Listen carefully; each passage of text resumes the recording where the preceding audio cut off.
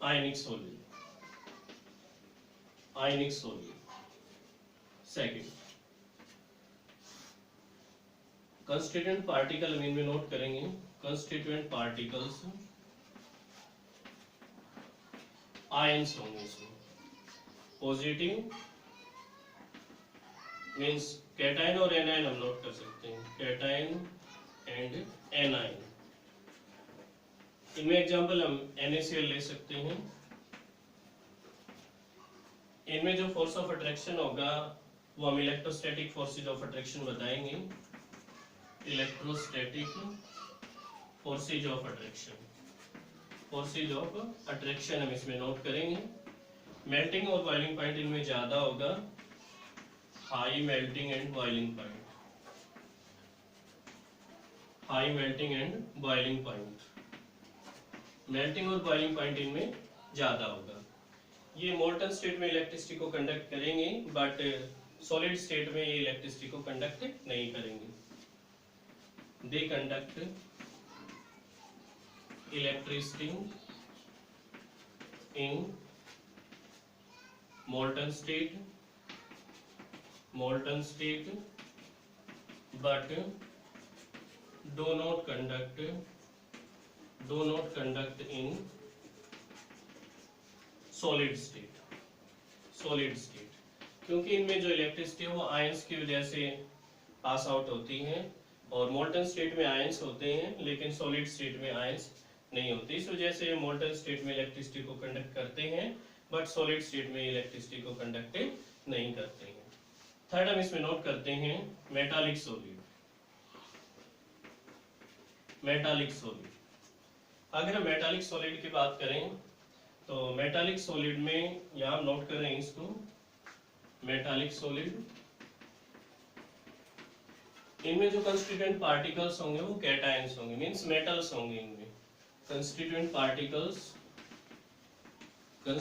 Particles इसमें हम cation note करेंगे, मींस मेटल्स हम नोट करेंगे। इसमें मेटालिक बॉन्ड होगा, इनमें मेटालिक बॉन्ड या metallic bonding is present in it. ये गुड कंडक्टर होंगे इलेक्ट्रिसिटी के, गुड कंडक्टर ऑफ इलेक्ट्रिसिटी, ये गुड कंडक्टर होंगे इलेक्ट्रिसिटी के। इसके अलावा इनका जो मेल्टिंग और बॉइलिंग पॉइंट होगा वो ज्यादा होगा, high melting and boiling point. इनमें मेटालिक सॉलिड्स में मोस्टली मेटल्स आती हैं, जैसे एग्जांपल हम इनमें नोट कर सकते हैं, कॉपर है, जिंक है, आयरन है, एटसेट्रा। ये हम इसमें नोट कर सकते हैं, आयरन है। इसके अलावा हम नेक्स्ट नोट करते हैं मेटालिक सॉलिड के बाद नेटवर्क और कोवलेंट सॉलिड। नंबर 4, जिनमें कंस्टिट्यूएंट पार्टिकल्स कोवलेंट बॉन्डेड या जो कोवलेंट बॉन्ड की फॉर्मेशन करते हैं, ऐसे मॉलिक्यूल्स को हम नोट कर सकते हैं, कोवलेंट बॉन्डेड। नंबर 4, कोवलेंट और नेटवर्क सॉलिड। इनमें हम कंस्टिट्यूएंट पार्टिकल्स इनमें हम नोट करेंगे covalent bonded atom. Covalent bond की जो फॉर्मेशन करते हैं या कोवलेंट बॉन्डेड एटम हम नोट कर सकते हैं इनमें। ये बैड कंडक्टर होते हैं, बैड कंडक्टर, और यू कैन से इंसुलेटर हम नोट करेंगे। ये नेटवर्क की फॉर्मेशन करते हैं, जैसे हम नेटवर्क की बात करें तो जैसे डायमंड और ग्रेफाइट में हम नोट कर सकते हैं कि एग्जांपल हम नोट कर सकते हैं डायमंड है, ग्रेफाइट, इनमें नेटवर्क की फॉर्मेशन होती है। ये बैड कंडक्टर होते हैं और इनमें हाई मेल्टिंग और बॉइलिंग पॉइंट नोट कर सकते हैं, मेल्टिंग एंड बॉइलिंग पॉइंट।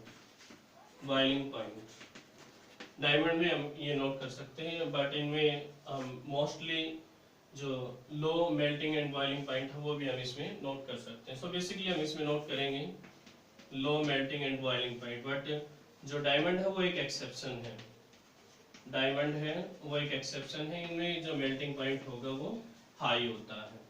इसके अलावा इनमें जो फोर्सेज ऑफ अट्रैक्शन है वो कोवलेंट बॉन्ड हम नोट करेंगे, कोवलेंट बॉन्ड हम इनमें नोट करेंगे। तो on the basis of constituent particle हमने नोट किया है कि जो क्लासिफिकेशन ऑफ क्रिस्टलाइन सॉलिड है उनमें मॉलिक्यूलर सॉलिड, आयनिक सॉलिड, मेटालिक सॉलिड और कोवलेंट सॉलिड को हमने नोट किया है। सो क्रिस्टलाइन और अमorphous सॉलिड में हमने ये नोट किया है। इनमें कुछ बेसिक क्वेश्चन अराइज होते हैं जिनको हम सॉर्ट आउट कर सकते हैं। जैसे फर्स्ट हम नोट करते हैं crystalline solid, crystalline solids have sharp melting point, sharp melting point. Explain, explain, जो क्रिस्टलाइन सॉलिड है उनमें शार्प मेल्टिंग पॉइंट है, एक्सप्लेन कीजिए। इसके अलावा हम इसमें नोट कर सकते हैं कि explain, explain molecular solid, molecular solid in detail, in detail. और नेक्स्ट हम इसमें नोट कर सकते हैं write the difference between, write the difference between,